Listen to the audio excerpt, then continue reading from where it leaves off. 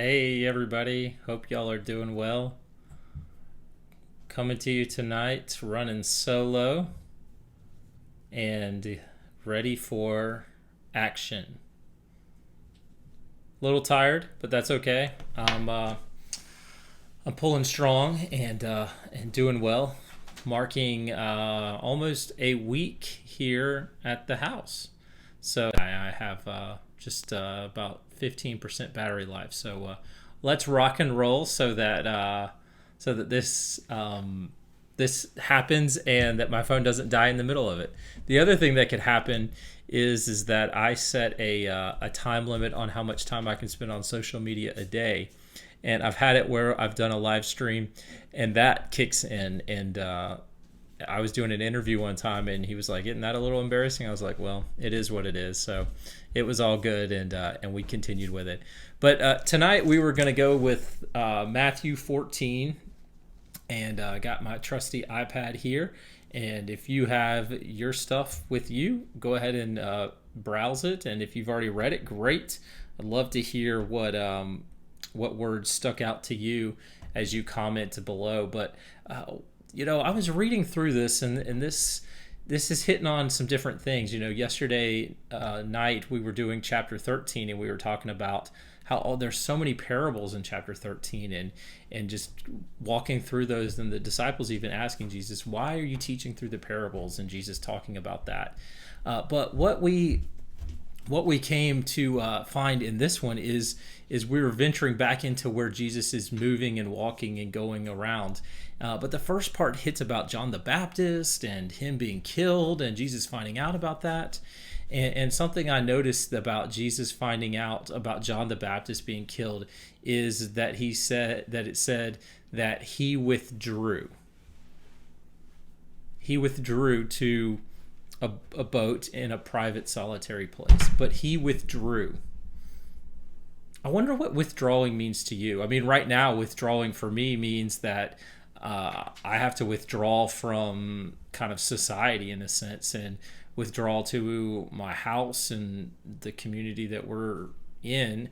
And so that's not so much fun, but I wonder what withdrawing looks like in a more positive light, or in a way that provides healing to you, or withdrawing to just bring wholeness back to yourself. Withdrawing to sit with God, or withdrawing to do something fun for yourself that you haven't done in a while, withdrawing to care for you, care for your soul, care for your mind, and things like that. So the withdrawal was a word that really stuck out to me as I was reading through chapter 14, and noticing that Jesus practices good care for himself and wants his disciples to do the same, not only in scripture, but also in life. And so it's something important that we should listen to, and something that I don't always do a good job of, and many times fail at that, is how do we take care of ourselves well, so that then we can lead others well and help take care of them. So some thoughts on that with the word withdrew that popped out to me. As I kept reading, we have Jesus feeding the 5,000, and then Jesus walking on water with the disciples, and with Peter getting out there. And there are many times I resonate with Peter, and there are many times I resonate with Jonah. Those are the two characters I resonate with, and not because of their strong features. So I don't resonate with Peter because of his leadership and how the church was built upon him being this rock.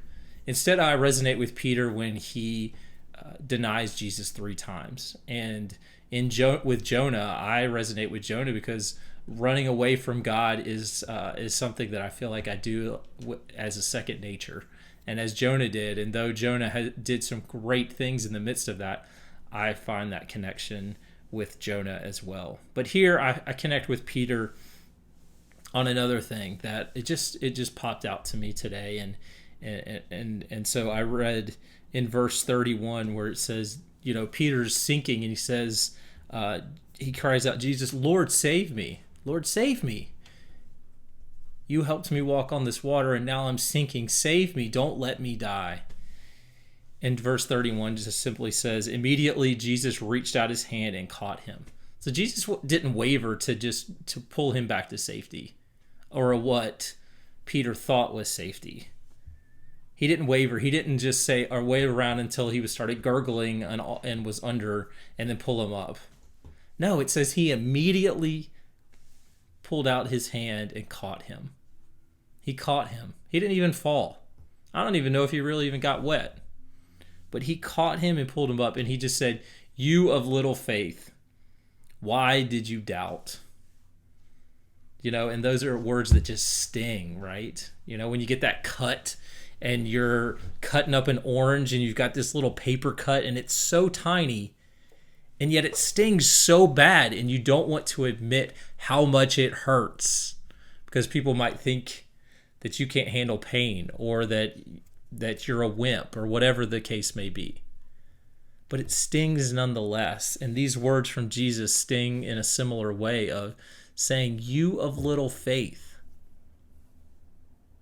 why did you doubt?" So for me, it's a question of, why are you doubting? Why aren't you trusting? What's going on with that?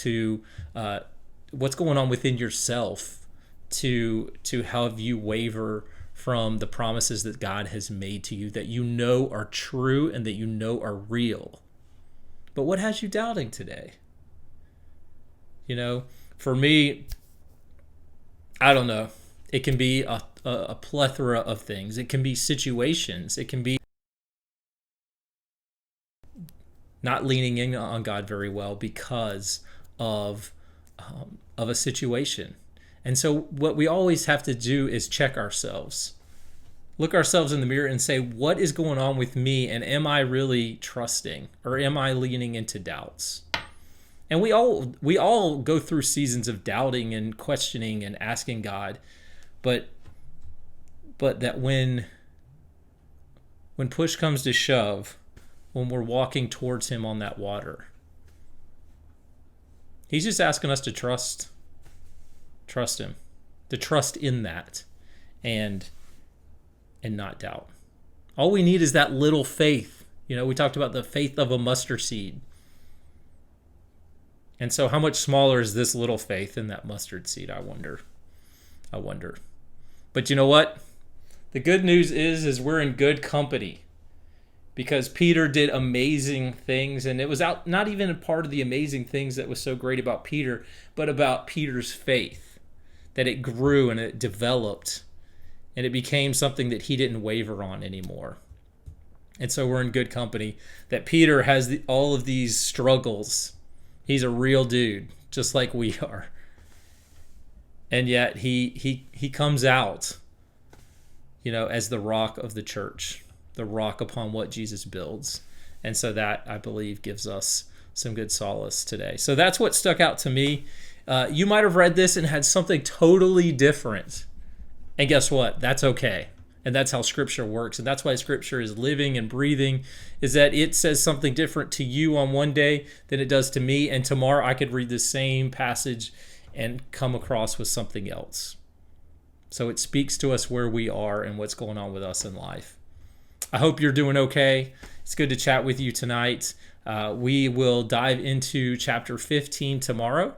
And so I hope you'll just tune in for a few minutes, read it ahead of time, comment about 14, and then tomorrow night comment about 15. And we're walking this through Lent all the way up to Easter. So this is kind of our preparation for Easter. And as we get going, we hope that you get something out of it, that you grow in your faith in the midst of these viruses and in the midst of online school and things like that. We hope that you can have this time, whether it's live or whether you watch it later, to enjoy, but also to grow and to ask questions and to dive deeply. And so we hope that you do that. If you have any questions on here, please dive in with those too, and we'd be happy to respond and answer them. So we look forward to seeing you tomorrow night.